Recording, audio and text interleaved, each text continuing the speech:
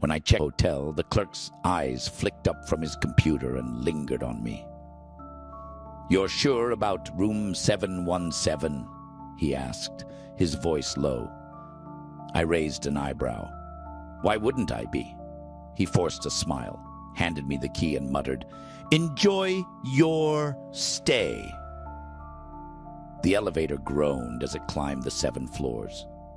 The hallway was unnaturally cold, and the beige wallpaper looked stained, as if the building had been holding its breath for years. I pushed open the door to 717 and felt a strange resistance, like the air inside was thicker. The room was basic: a queen bed, a TV bolted to the wall, and a window overlooking the parking lot. I dropped my bag and flopped onto the bed, exhausted from the 6-hour drive. But the second my head hit the pillow, the uneasy feeling returned. It started small, a faint tapping noise like fingers drumming on glass. I thought it was from outside, but when I checked the window, it was perfectly still. The tapping was coming from the bathroom. "Hello?" My voice sounded ridiculous in the silence. I flicked on the bathroom light, half expecting to find a raccoon or something equally absurd. But it was empty. The mirror above the sink was fogged up, though I hadn't used the shower. Written in the condensation in shaky, childlike handwriting were 2 words: "Get out." I stumbled back into the main room, heart pounding. My logical brain tried to explain it away. Maybe a prank by the cleaning staff. But I couldn't ignore the growing sense that I was being watched.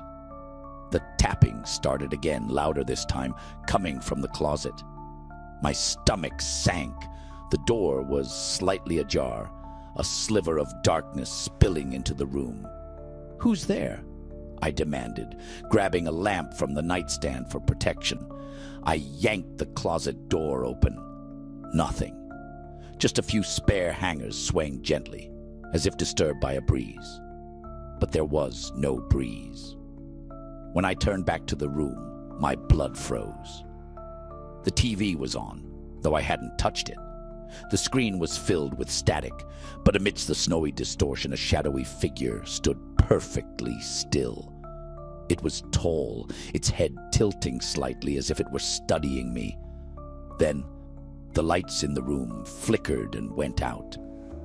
In the pitch black, I fumbled for my phone, its weak flashlight casting long, twitching shadows on the walls. My breath was shallow, my ears straining for any sound. Then I heard it. Slow, deliberate footsteps on the carpet. I spun around, the phone's beam catching a glimpse of something in the corner. A figure, hunched and wrong, its limbs bending in impossible ways. Its eyes, wide and glassy, locked onto mine as it whispered, "You shouldn't have come." I bolted for the door, yanking it open with trembling hands. As I stepped into the hallway, the temperature dropped further, my breath visible in the dim light. The hallway stretched infinitely in both directions, the end I had walked down now swallowed by darkness. I ran, hearing the sound of the door to 717 creak open behind me. The footsteps followed, quicker, heavier. I don't remember how I got to the lobby.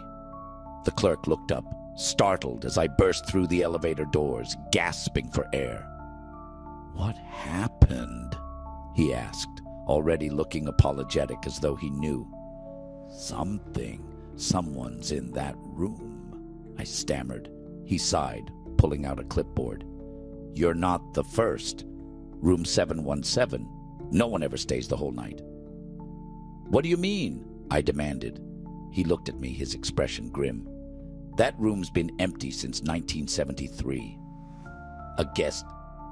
Well, they never checked out, but you're the first one it's let go." I turned to leave, my heart pounding.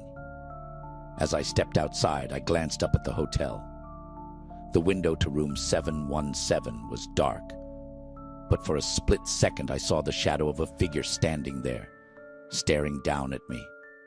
and then it was gone.